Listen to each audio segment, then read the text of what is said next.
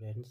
Today we will solve question number 6, question number 8 and question number 9 of exercise 8.3 NCERT Mathematics class 8. So question number 6 is Arif took a loan of rupees 80,000 from a bank.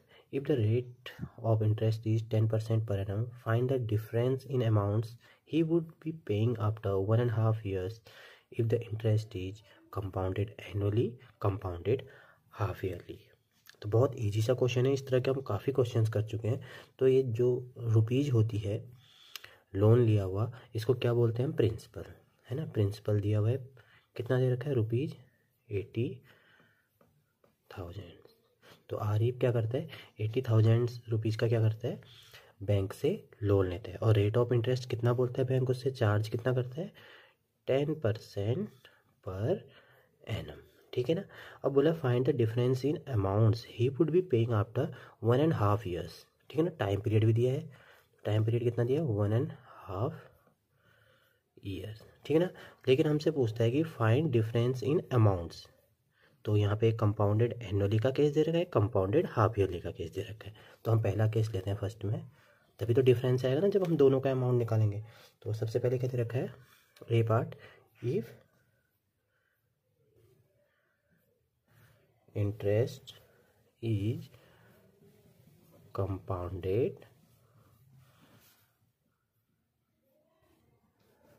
annually, ठीक है ना। तो compounded annually means हर एक साल बाद जोड़ा जाता है। तो इसमें कुछ नहीं होता, नॉर्मल सा केस होता है। आपको सीधे फॉर्मूला लगाना है, ए इक्वल टू क्या हो जाएगा? P1 + R/100⁻t, ठीक है ना। जबकि अगर कंपाउंडेड हाफ ईयरली होता है तो उसमें क्या करते हैं? रेट को 2 से डिवाइड करते हैं, टाइम को 2 से मल्टीप्लाई कर देते हैं। लेकिन कंपाउंडेड ईयरली है तो नॉर्मल सा जैसा फॉर्मूला था उसी फॉर्मूले में आपको वैल्यूज पुट करनी है। तो अमाउंट इक्वल टू क्या आ जाएगा? 80,000 1 + rate of interest is 10% upon 100⁻1.5 year, ठीक है ना। तो इसको कैसे सॉल्व करते हैं? मैंने आपको बताया था 80,000 ये तो आपका आ जाएगा 1 + 10/100। इसको ले लेंगे 1 यहाँ, ये हाफ बचाना तो क्या करते हैं? ब्रैकेट में दोबारा लिखते हैं और इस बार क्या करते हैं? 1/2 जो था ना इससे मल्टीप्लाई कर देते हैं। हमने बहुत सारे क्वेश्चन इस तरह के कर चुके हैं, ठीक है ना। तो अमाउंट इक्वल टू 80,000, तो कितना आ जाएगा? 1 0 से 1 0 कट जाएगा तो कितना आ जाएगा? 10 बच गया ना इधर। 10 1 जा 10, 10 + 1 11/10, ठीक है ना। इस ब्रैकेट में क्या आ जाएगा? 2 से कट जाएगा, 2 5 जा, है ना, 2 5 जा 10 और 5 1 जा 5 और 5 20 जा 100। तो 21 जा 20, 20 + 1 21/20, ठीक है। 80,000 मल्टीप्लाई बाय 11/10 मल्टीप्लाई बाय 21/20। तो 1 0, ये सारे 0 कट गए, ठीक है ना। अब देखिए यहाँ पे 2 भी बचा तो 2 से इसको कट कर देते, कितना आ गया? 400 ना। तो अमाउंट इक्वल टू क्या आ गया? 400 मल्टीप्लाई बाय 11 मल्टीप्लाई बाय 21, ठीक है। तो amount equal to 400 multiply by 11 से इसको मल्टीप्लाई करते हैं। 11 1 जा 11, 11 2 जा 22, 22 + 1 23, ठीक है। अब अमाउंट इक्वल टू कितना आ गया? 2 0 तो आ जाएंगे 100, जब 400 से मल्टीप्लाई करेंगे तो 2 0 तो आगे आ जाएंगे। फिर 4 से मल्टीप्लाई करिए, 4 1 जा 4, 4 3 जा 12, 4 2 जा 8, 8 + 1 9। तो कितना आ गया? Amount equal to 92400। लेकिन हमें डिफरेंस फाइंड करना है जब क्या मिले? कंपाउंडेड एनुअली, और सेकंड केस में क्या है? Compounded half yearly. तो पहला अमाउंट तो आ चुका है, कब? जब rate of interest compounded annually होता है, मतलब कि इंटरेस्ट जो है वो हर साल कैलकुलेट किया जाता है, ठीक है। अब किसके लिए कैलकुलेट करेंगे? Compounded half yearly. हमारा आंसर आ जाएगा, फिर हम दोनों को माइनस कर लेंगे। तो जो बी पार्ट है, if rate of interest is compounded half yearly, तो देन क्या होता है? देन प्रिंसिपल तो वही रहता है, रुपीज कितना दे रखा है? 80,000, ठीक है। तो टाइम क्या होता है? टाइम यहाँ तो भी दे रखा है 1.5 year ना। तो टाइम को क्या कर लेते हैं? टाइम को मल्टीप्लाई बाय 2 करते हैं ना। तो पहले इसको सॉल्व कर लेते हैं, ये मल्टीप्लाई बाय 2 हो जाएगा। इसको सॉल्व कर लीजिए, 2 1 जा 2, 2 + 1 3/2 मल्टीप्लाई बाय 2, 2 से 2 कट गया 3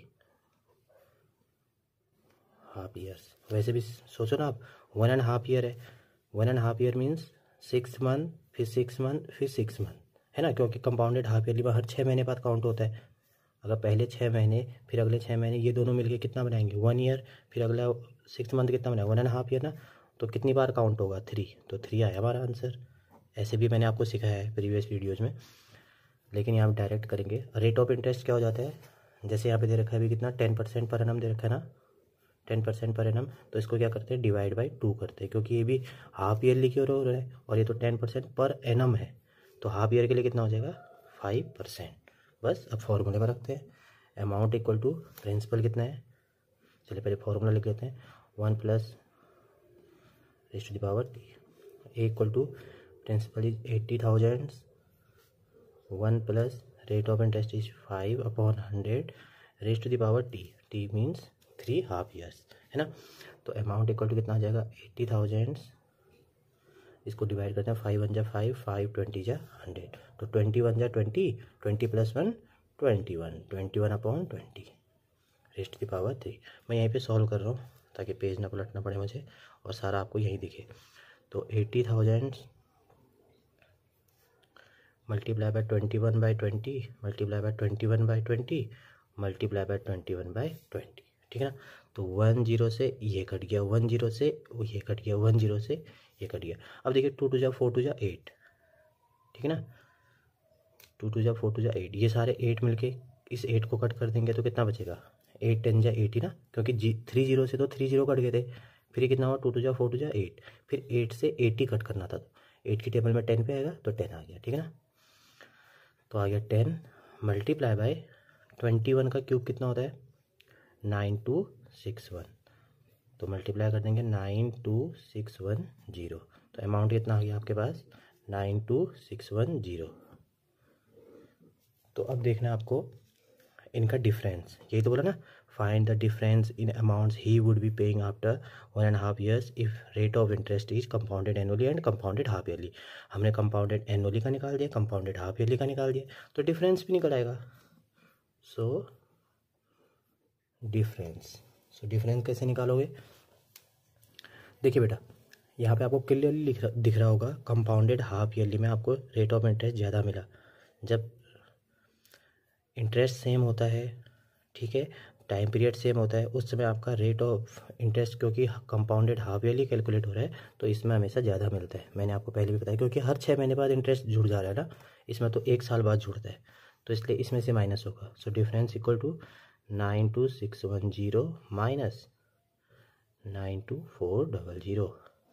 वैसे भी ये बड़ा है, इसमें से इसको माइनस कर देंगे डिफरेंस चेक करने के लिए, तो 0 से 0 माइनस किया 0, 1 में से 0 माइनस किया 1, 6 माइनस 2, 6 माइनस 4 2, तो कितने का डिफरेंस आया ₹210 का डिफरेंस आया।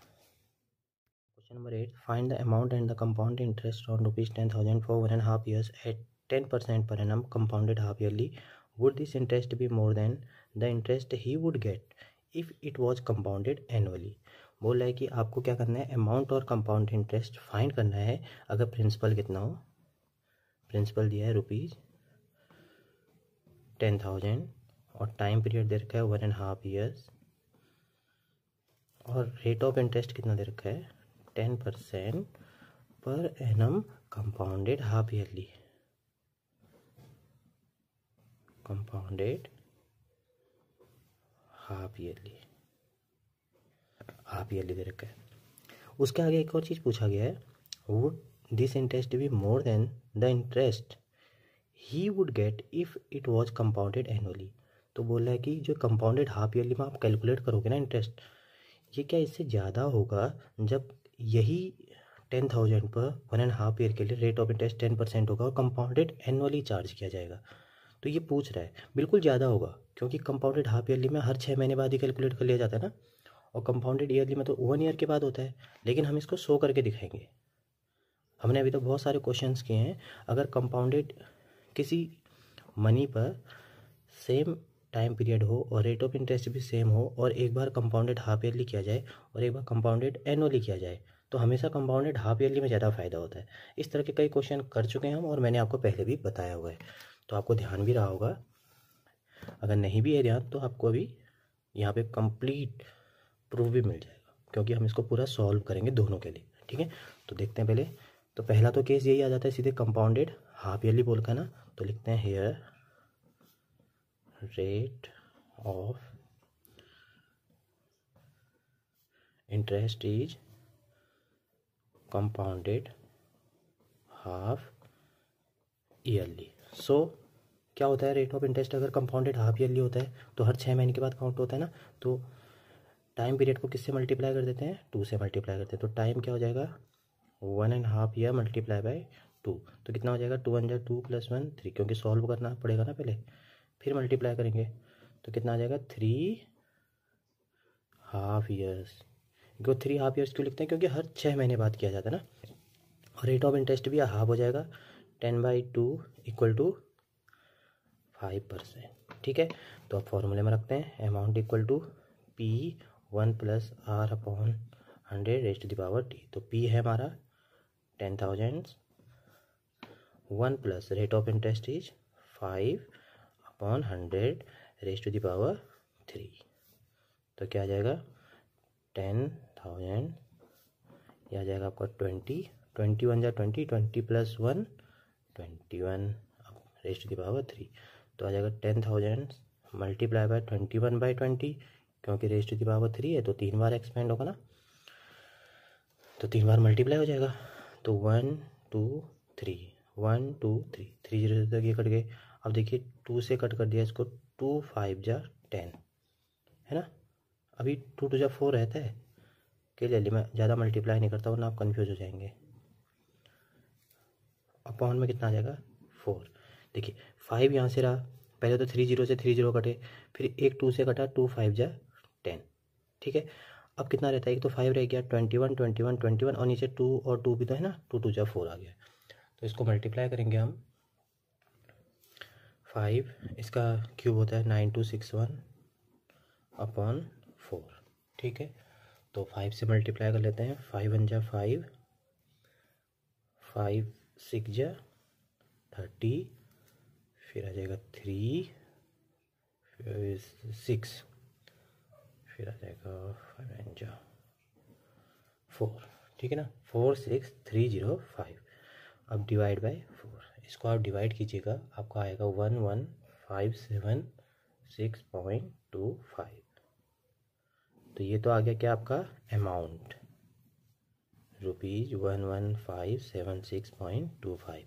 अब इसमें कंपाउंड इंटरेस्ट भी पूछा है ना, तो ये पूरा तो मनी मिल गया, जो उसको पूरा मनी वापस मिलेगा, तो ये तो इतना मिल गया। तो इसमें कंपाउंड इंटरेस्ट कितना मिला होगा, ये माइनस प्रिंसिपल को माइनस कर देंगे, जो उसने जमा किया होगा ये माइनस कर देंगे, तो ये 11,576.25 माइनस 10,000, तो कितना आ जाएगा, compound interest equal to 1576.25।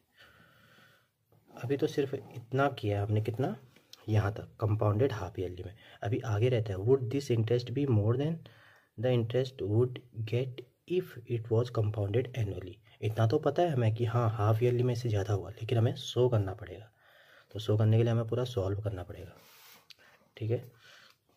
B part, if rate of interest is compounded annually, ठीक है ना, कंपाउंडेड मैं शॉर्ट में लिख रहा हूँ, तब प्रिंसिपल यही रहेगा आपका ₹10,000, ठीक है ना। रेट ऑफ इंटरेस्ट भी चेंज नहीं होगा, देखिए 10% पर है ना, तो 10% रहेगा, क्योंकि कंपाउंडेड एनुअली है। टाइम पीरियड भी आपका ये रहेगा 1.5 ईयर्स। तो एज इट इज़ आपको किस फॉर्मूले में रखना है, इसमें 1 + R/100 तो A = P कितना है 10,000, 1 + रेट ऑफ इंटरेस्ट 10/100 1.5 ईयर्स। तो क्या कर सकते हैं हम इसे, 10,000 1 + 10/100 1.5 ईयर्स को कह सकते हैं 1, फिर अगले वाले में 1 + 10/100 मल्टीप्लाई बाय 1/2, है ना। जब भी आपका क्या होता है रेस्ट टू पावर 1.5 ईयर होता है, या कुछ भी हो 1/3 हो, तो आप इसको 1 को तो कंप्लीट पहले लिख दीजिएगा, दोबारा ब्रैकेट लगा के 1 + 10/100 मल्टीप्लाई बाय ये 1/2। जिसको इसका कॉन्सेप्ट पता नहीं है, प्रीवियस वीडियोस देख सकते हैं, ठीक है ना, उसमें मैंने एक्सप्लेन किया हुआ है। तो क्या होगा, ये 0 से 1 0 कट गया है ना। यहाँ पे क्या होगा, 2 5 जा 10 और 5 से 20 भी कट गया, 5 से 100 20 पे कट गया, ठीक है। तो कितना आ जाएगा, 10,000 मल्टीप्लाई बाय, यहाँ 1 0 से 1 0 कटा था ना, तो 10 1 जा 10, 10 + 1 11/10 आ जाएगा। यहाँ पर 2 से 5 पे कटा था ना 10, 2 5 जा 10, फिर 5 से 20 पे कट गया था कौन, 100, तो 21 जा 20 + 1 21, 21/20, तो कितना आ जाएगा, 10,000 मल्टीप्लाई बाय 11/10 मल्टीप्लाई बाय 21/20, ठीक है। तो 2 0 से 2 0 कट जाएंगे, 2 से कितनी बार कटेगा, 50 पे, क्योंकि 100 है ना, 2 से डिवाइड करेगा तो इसको हाफ कर देगा, तो कितना हो जाएगा, 50 मल्टीप्लाई बाय 11 मल्टीप्लाई बाय 21, तो कितना आ जाएगा मल्टीप्लाई करके, 50 मल्टीप्लाई बाय 11 1 जा 11, 11 2 जा 20, ये आ जाएगा 231, तो कितना आ जाएगा टोटल मल्टीप्लाई करेंगे जब इसे, 11,550, ठीक है ना। तो अमाउंट कितना आ गया यहाँ पे, 11,550, ठीक है। अब ये तो अमाउंट पता चल गया हमें, तो क्या हम कंपाउंड इंटरेस्ट निकाल सकते हैं, मैं यहीं पे सॉल्व कर रहा हूँ क्योंकि आपको यहाँ पे समझा भी दूंगा बाद में ना मैं। तो अमाउंट जब निकल गया तो इसके लिए हम कंपाउंड इंटरेस्ट भी निकाल सकते हैं। तो कंपाउंड इंटरेस्ट क्या होगा, अमाउंट माइनस प्रिंसिपल, तो अमाउंट तो ये मिला है उसे 11,550, और जमा कितना क्या था, 10,000, जो भी इन्वेस्ट किया हुआ है 10,000, तो इसको माइनस करने के बाद कितना आएगा, रुपीज़ इतना इंटरेस्ट है। अब आप देखिए, जब उसने कंपाउंडेड हाफ ईयरली से रेट ऑफ इंटरेस्ट चार्ज किया था, कंपाउंडेड हाफ ईयरली से, तब उसे कितना इंटरेस्ट मिला था, ये 1576.25, ये है ना 1576.25। लेकिन अगर कंपाउंडेड एनुअली किया जाए, जो सेकंड पार्ट करें कंपाउंडेड एनुअली, तब आपको कंपाउंड इंटरेस्ट जो मिल रहा है वो कितना मिल रहा है, 1550, 1550। तो किस में ज़्यादा मिला आपको, इसमें ज़्यादा मिला ना। तो यही तो पूछा था, would this interest be more than the interest would get if it was compounded annually, तो अब बिल्कुल है, इसमें ज़्यादा मिला, देखिए, ठीक है ना। तो हम लिख सकते हैं, yes interest on compounded yearly is more than interest on compounded yearly, ठीक है ना, ऐसे करना था आपको। Question number 9, find the amount which Ram will get on ₹4096 if he gave it for 18 months at 12.5% per annum, interest being compounded half yearly. तो बोल रहा है कि राम को क्या अमाउंट वापस मिलेगा अगर वो ये रुपीज़ प्रिंसिपल दे रखा है कितना, 4096 देता है, कितने मंथ के लिए, टाइम पीरियड दिया हुआ है कितने मंथ के लिए, 18 मंथ्स, ठीक है ना। रेट ऑफ इंटरेस्ट भी दे रखा है कितना, 12.5% पर एनम। उसके बाद लिख रखा है interest being compounded half yearly, तो क्या है 12%, 12.5% पर एनम कंपाउंडेड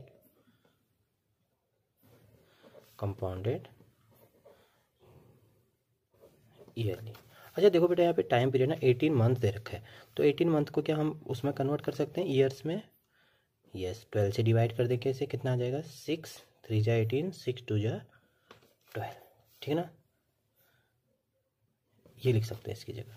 अब हमें देखिए यहाँ पे रेट ऑफ इंटरेस्ट जो दे रखा है वो 12.5% पर एनम कंपाउंडेड हाफ ईयरली, लेकिन हाफ ईयरली में तो कैसे चेंज हो जाता है, क्या होता है यहाँ पे, हम लिखेंगे here rate of interest is compounded yearly, so rate of interest क्या हो जाता है, हाफ हो जाता है ना, इसको डिवाइड कर देंगे 2 से। तो पहले तो 12.5% डिवाइड बाई 2, यही तो मतलब हुआ ना इसका। इसको 2 से डिवाइड कर देंगे, तो इसको सॉल्व करते हैं। 12 2 जा 24 + 1 25, 25/2 डिवाइड बाई 2। आप इसको यहाँ पे कट मत कर देना, डिवीजन का रूल अलग होता है ना। ये तो यही चीज़ को सॉल्व किया भाई मैंने। 12 2 जा 24, 24 + 1 25/2। ये जो अभी तक दे रखा है वही चीज़ चल रहा है। अब 2 से डिवाइड कर रहे हैं हम, तो 2 से डिवाइड करेंगे तो आप ऐसे तो नहीं कर सकते ना डिवाइड, 7th क्लास में आपने पढ़ा हुआ है। क्या करेंगे, 25/2 मल्टीप्लाई बाई 1/2, ऐसे सॉल्व होता है ना। ये 25/4 आ जाएगा ये, ठीक है ना। और टाइम पीरियड क्या होता है, टाइम पीरियड 2 से मल्टीप्लाई हो जाता है। तो 3/2 आया है ना यहाँ पे, तो 3/2 को किससे मल्टीप्लाई कर देंगे, 2 से। तो कितना आ जाएगा, 3.5 ईयर्स, ठीक है। तो अब करते हैं, कितना अमाउंट उसे वापस मिलेगा पता चल जाएगा। P1 + R/100 T, ठीक है। तो P की जगह 4096, 1 प्लस ये 25/4 है ना, 25/4/100 T कितना है 3। तो 4096, इसको मैं सॉल्व करना सिखाता हूँ, फिर एक ट्रिक बताता हूँ आपको। देखिए 25/4 लिखा हुआ है ना यहाँ पे, 25/4 डिवाइड बाय 100 ये लिखा हुआ है ना अंदर। तो इसका मतलब यही तो है 25/4 डिवाइड बाय 100। दूसरा मतलब इसका ये भी तो है, इस सिंबल को मैं डिवाइड का यही तो सिंबल लिख सकता हूँ ना, या ऐसे भी लिख सकता हूँ 25/4 डिवाइड बाय 100। अलग अलग सिंबल होते हैं डिवाइड को दिखाने के, तो ये सिंबल भी है। तो अगले लाइन में ये लिख सकते हैं 25/4 मल्टीप्लाई बाय 1/100, क्योंकि रेसिप्रोकल हो जाता है ना। तो अगली लाइन में क्या आ जाएगा, 25/400। लेकिन आपको इतना लंबा सीखने की ज़रूरत नहीं है, ये डीप कॉन्सेप्ट था इसका। यहाँ पे आप डायरेक्टली क्या करना होता है आपको, जब भी इस तरह से क्वेश्चन आए ना न्यूमरेटर में, तो 1 प्लस ये 4 को नीचे ले आना, आप 4 को इसके साथ लिख देना, 4 मल्टीप्लाई बाय 100। यही चीज़ यहाँ पे इतना लंबा करने के बाद आया, ठीक है ना। तो आप डायरेक्ट सीख सकते हैं, पर इसका कॉन्सेप्ट पता होना चाहिए कि कैसे आए। 4096, तो कितना आ जाएगा 1 प्लस, देखिए 25 1 जा 25, 25 4 जा 100, तो कितना आ जाएगा 16, 4 4 जा 16 हो जाएगा ना। तो कितना आ गया 4096, 16 1 जा 16, 16 + 1 17, 17/16 3। तो कितना आ जाएगा 4096, 3 टाइम्स है तो एक्सपेंड भी 3 बार कर देंगे इसको, और नीचे कितना आ जाएगा 16 भी 3 टाइम्स। क्या आपको पता है कि 16 का क्यूब 4096 होता है। ये 16 को अगर तीनों को मल्टीप्लाई करूँ ना, तो इसका क्यूब जो होता है 4096 ही होता है। तो इससे इसको कट किया जा सकता है। तो आ गया हमारा कितना 17 मल्टीप्लाई बाय 17 मल्टीप्लाई बाय 17, ठीक है ना। अब इन सबको आपको मल्टीप्लाई करना है। 17 का क्यूब है एक तरह से, क्योंकि 17 3 टाइम्स है, तो अमाउंट इक्वल टू कितना आ जाएगा, 17 का क्यूब कितना होता है ₹4913, 4913 क्यूब होता है। तो अब आपको यही बताना था, find the amount which Ram will get on ₹4096। तो कितना अमाउंट मिलेगा उसे, सीधे अमाउंट पूछा है, कंपाउंड इंटरेस्ट नहीं पूछा है। So he will get an amount of ₹4913। जमा कितना किया था 4096, तो कितना हो गया उसका बढ़ के ₹4913। तो आपको कंपाउंड इंटरेस्ट नहीं बताना है, सिर्फ अमाउंट कितना मिलेगा ये बताना था इस क्वेश्चन में। तो दैट्स इट, यहीं पे आपका आंसर कंप्लीट हो जाएगा। Thank you students.